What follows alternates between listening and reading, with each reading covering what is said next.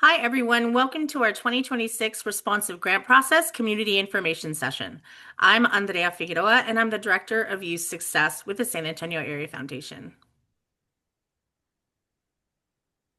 Here are members of our team, and you will find out later on in the slideshow who to reach out to for your responsive grant needs.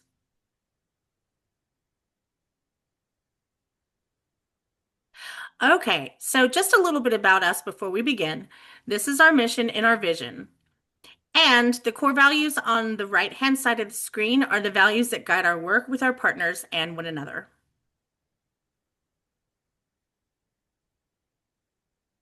A little bit about our foundation and the grants and the dollars that we give out to community. As you can see on the left-hand side at the bottom, it says 8% responsive.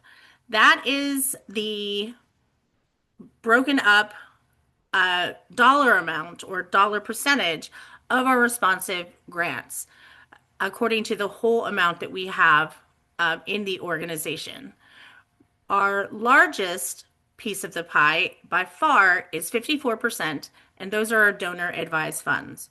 We also have 11% scholarships, and just to note, we are the largest scholarship distributor in our region. We also have 9% designated funds, which are funds that usually are without a grant process, but they are for one agency. And then we have supporting orgs, where we manage the financial and administrative back of the house for organizations in San Antonio. Okay, so we're on to our grant making approach. When we trust each other, we work together in a more meaningful way. And the way that we do that is through trust-based philanthropy. Trust-based philanthropy has 6 values. One, we work for systemic equity. So we recognize the racial, economic, and political inequities in which we operate and take the anti-racist approach to change practices and behavior that perpetuate harm. We redistribute power. That means we're willing to share power with grantee partners and community members who are closer to the issues than we seek to address. We center relationships. We prioritize healthy, open, and honest conversations and relationships that can help us navigate the complexity of our work and our world. We partner in the spirit of service. We are a supporter and a collaborator rather than dictate what is needed. We lead with trust, respect, and humility. And accountability. Our work will only be successful if we hold ourselves accountable to those who we seek to support. We embrace learning as an organization. We can only advance our impact if we remain open to learning and, as we go, embrace the opportunities for growth and evolution along the way. So how do we do this? Well, let's look at transparency and clarity. So we offer these sessions to inform our potential partners on our grant processes. We also offer one-on-one support with our program officers that we'll talk a little bit about later. And we're always in the process of continuous improvement, and we strive to make our grant applications more streamlined for all of you. We value collaboration and know that we can't do our work without you. Responsiveness. We know your time is precious, and we try to be as responsive as possible when you reach out. If we miss a message, please reach out again, especially during grant time. We may miss one or two and may need a nudge. Stewardship. We're grateful for our donors and as such hold a great responsibility to be ethical with our distributions in community.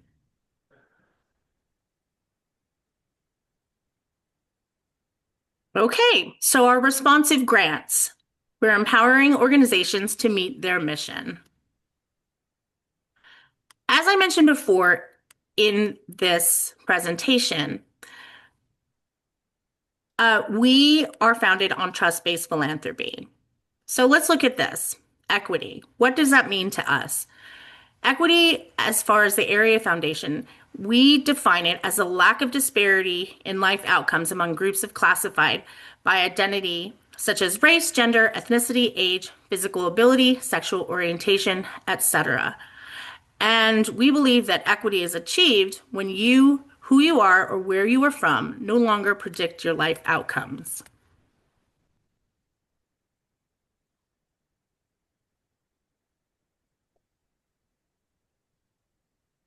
So let's talk a little bit about some of our equitable grant processes. For example, organizations are placed in categories by budget size. A small organization will never be compared to a large organization. Targeted. We want to know who you are serving. Remember, our vision is to close opportunity gaps for those who need it most. General operating. You are the experts in your work, and as such, you know where the money is needed in your organization. You are not applying for a specific program. Community input. Our final grant decisions are made by our Community Advisory Committee members. These are folks from all across San Antonio and the region. They have applied and been selected.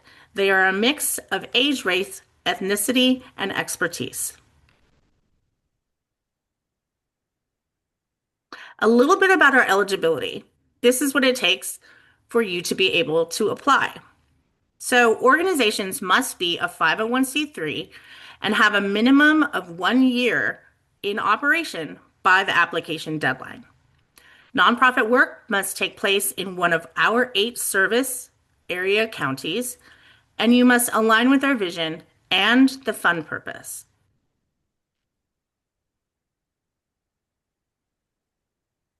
Hello, my name is Julio Lopez, and I'm the Program Officer of Youth Success. So our responsive grant is a general operating grant.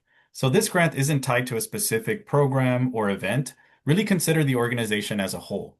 What's new this year is that our responsive grant, it will be a 2-year grant term. Now, there will be 2 different cycles for our responsive grants. In the first cycle, which opened on January 20th, we have cultural vibrancy and youth success. Cycle 2 for successful aging and livable and resilient communities will open up at the end of April. Next, I'm going to talk a little bit about the application evaluation and some of the different components to expect. The application asks for information that helps describe the strength of the organization and includes a section to provide an organization description and background. Other questions ask for information about senior staff and board that help us understand the experience and commitment of the individuals leading the organization. So when you're thinking about community impact, really consider the vision of the organization's role in making a difference. Speak to the unique or important role of the organization and its place in the wider ecosystem. Speak to the goals, metrics, outcomes of the organization's programs and service. We also want to understand your organization's approach and commitment to equity. Really highlight the organization's commitment to closing opportunity gaps for those who need it most. Remember, a big part of San Antonio Area Foundation's vision is closing opportunity gaps.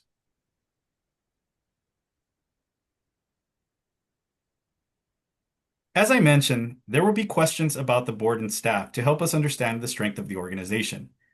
Show how the organization's board and staff are involved in the sustainability of the organization. Consider the strategic plan of the organization and how well the work that is being done aligns with the organization's mission.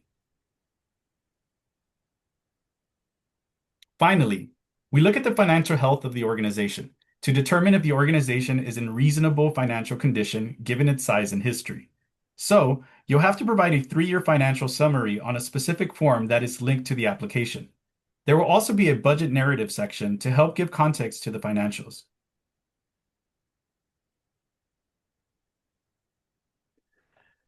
Hello, this is Gavin Nichols, Program Officer for Successful Aging, and Jesus Garcia Gonzalez and I are sharing Program Officer for Cultural Vibrancy this year.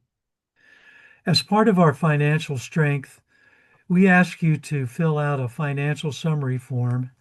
You can download it from the application, and we do ask that you use this specific form.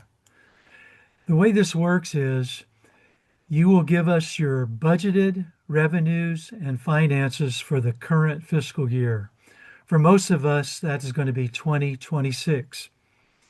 And then we want to see the actual revenues and expenses from the previous 2 fiscal years.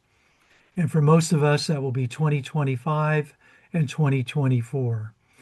So whatever form that your budget is in, we ask that you translate it to this financial summary form for us. And that way we have an even way of looking at the financial information across all the organizations. As Julio mentioned, we asked for some additional financial information. If you have an audit, you can include your most recently completed audit. Many organizations don't have audits, are not big enough, and the audits are expensive. So for those, we ask you to give us your balance sheet and your income statement. You'll have to combine those two documents into one PDF to upload it. It can be in any format you have. If you have QuickBooks and can generate the reports out of QuickBooks, that's fine. If you have an Excel spreadsheet, you can export that. But whatever format you have it in, we'll look at your balance sheet and your income statement, which is also known as the statement of revenues and expenses. That's the financial information we ask for. And it's important because we are investing our donors' funds in the community. And like any good steward of those funds, we want to make sure we're making a sound investment. So we're not looking for perfection. We're looking for reasonable financial standing. These are the things that when we are evaluating applications that we do not score. We do not score overhead amount. We do not score on the length of the application. More words is not always better.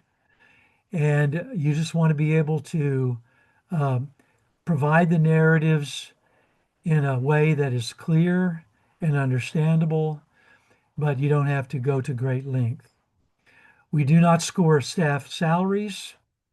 We do not score on grammar or spelling of your narrative. We do not score on the primary language or writing style. We understand that people have all different kinds of abilities when it comes to writing, and especially in writing in English, if English is not your primary language. So don't worry about that. We're not scoring on that. And we do not score on previous grant performance. We try to look at this year's grant application on its own, and we make our evaluations based on that.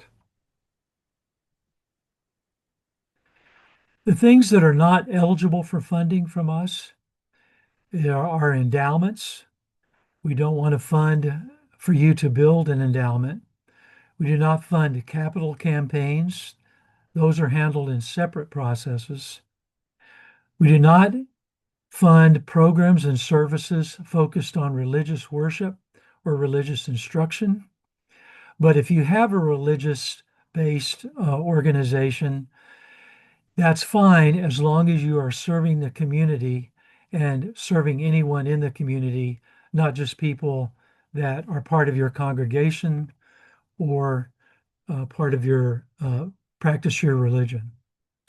We do not fund scholarships to individuals for colleges, universities, or trade schools because we have a separate scholarship operation at the Area Foundation.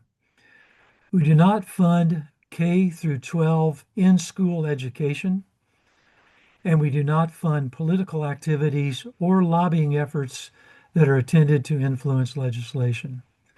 Other than that, our grants are unrestricted and that you can use them for operating expenses or program expenses.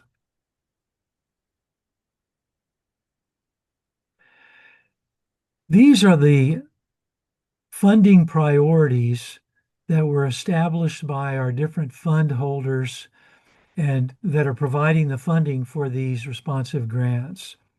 These are very broad, and as long as you can make a connection to one or more of these funding priorities, your grant application will fit our criteria.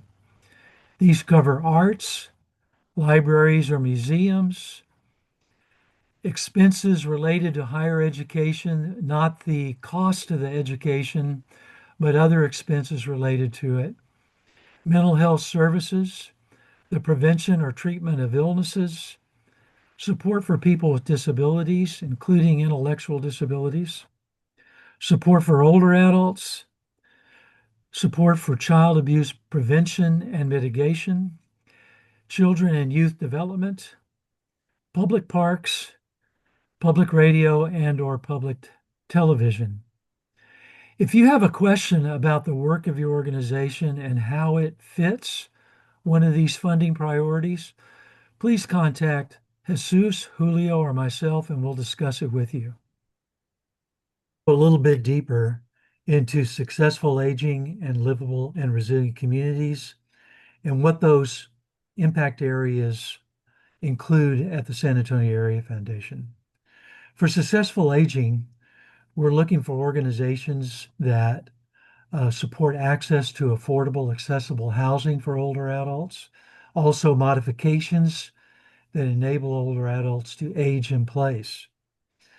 We look for transportation options that connect older adults to health care, other activities that they need.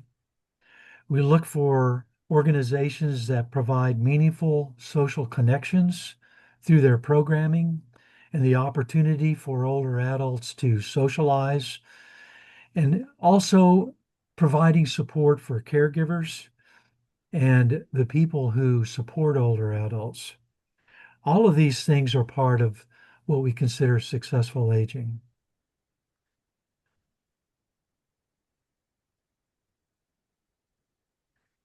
In the livable and resilient communities impact area, again, we're looking for organizations that provide programs that address safe and secure living support, that may address different aspects of financial counseling, workforce development, access to services, organizations and programs that address entrepreneurship and innovation in the community, programs that address health and wellness for the community, people of all ages, including blindness, other sensory conditions, catastrophic and long-term diseases, and other illnesses. Anything in the community health and wellness arena. We look at programs that address family and safety, such as child abuse, domestic violence, and how to prevent and mitigate those things. Resources that exist in the community, such as libraries and hubs for learning and connection. And lastly, public spaces and media. So public media and also parks and the places where the community can come together and thrive. For all of these impact areas in livable and resilient communities and successful aging, if you have questions about how your organization fits into that impact area, please contact me, Gavin Nichols, or Jesus Garcia Gonzalez, and our contact information is at the end of the presentation. The way we make our grants is we make them by budget size, and the grant amount is based on the size of the budget. Although you see that the grant amounts are greater for bigger organizations, the grant amount is actually a smaller portion of your overall budget. So for those organizations with an annual budget of less than $40,000, that is a grant award of $4,000 per year for 2 years, a total of $8,000. For $40,000 to $75,000, that's a grant award of $8,000 per year for 2 years, and so on. When we evaluate applications and make the grant decisions, we make them within each budget size so that organizations of a smaller size are not competing with the largest organizations who have more resources for development and grant writing. In that way, we're assuring that we practice equity by making sure that organizations of all sizes are awarded grants. And we look at these, your budget in terms of the previous fiscal year total expenses, not including in-kind expenses or capital expenses. So in your financial summary that we talked about a few minutes ago, you can include in-kind expenses and revenues, and you can include capital revenues and expenses, but we will not use those when we consider your budget size. Here are some helpful reminders. The application deadline is Friday, May 29th. You will have until 4 p.m. on the application day to reach out to us with any questions about your application or if you require any kind of technical assistance. However, you have until 11:59 p.m. to submit your application. We're also offering grant writing support for organizations whose budget falls under $75,000. And in the next slide, you'll learn who to contact about this service. This grant consulting is provided by Cadence Corbin, who is a previous staff member at the Area Foundation and understands our grant processes very well. And these are, again, for organizations with budgets under $75,000. If your organization has a budget of over $75,000, please contact your program officer and we're happy to work with you, but we won't provide that grant writing support that Cadence will.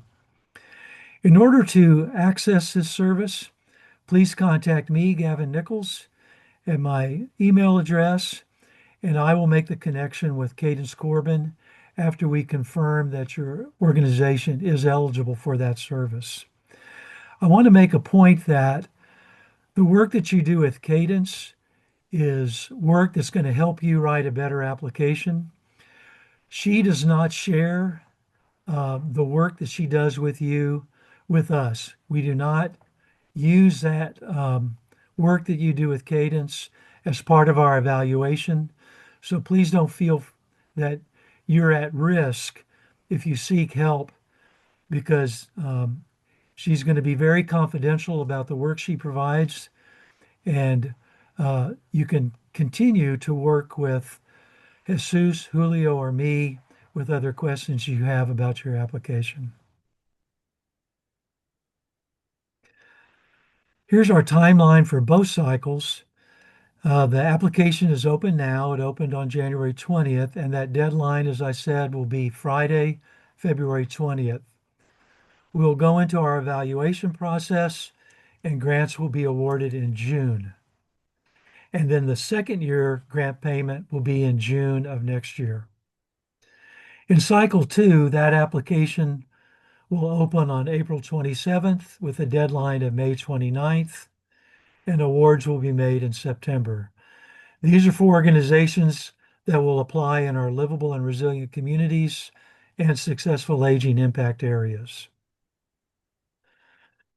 Should you need any kind of assistance with your application, please feel free to reach out to us directly. For technical support, reach out to Catherine Garcia. For questions related to livable and resilient communities, reach out to Jesus Garcia Gonzalez. For questions related to successful aging, please reach out to Gavin Nichols. If you have any questions regarding the financial documents, the uploads, the financial summary form, or budget narrative, please reach out to Andrea Figueroa. Just a reminder to everybody that we do have a membership program at the San Antonio Area Foundation, and membership benefits currently include facility usage, resource room, training and professional development discounts, capacity building resources, special convenings, and access to national experts.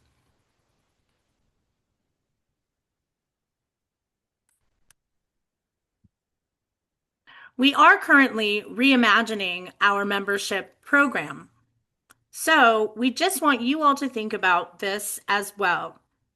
We have complimentary members-only learning events, prorated plans with no need to renew until January 2027, 25% discounts on all one-day and individual seminars. We currently also have access to Board Effect for nonprofits with an operating budget of $5 million or less. You will have the opportunity to take the ICAT, Nonprofit Organizational Assessment, and membership recognition on our website and a social media post. We are still reimagining our membership program, so please stay tuned. Thank you all so much for your interest in our responsive process. Please remember to contact any of your program officers for additional assistance. Thank you and goodbye.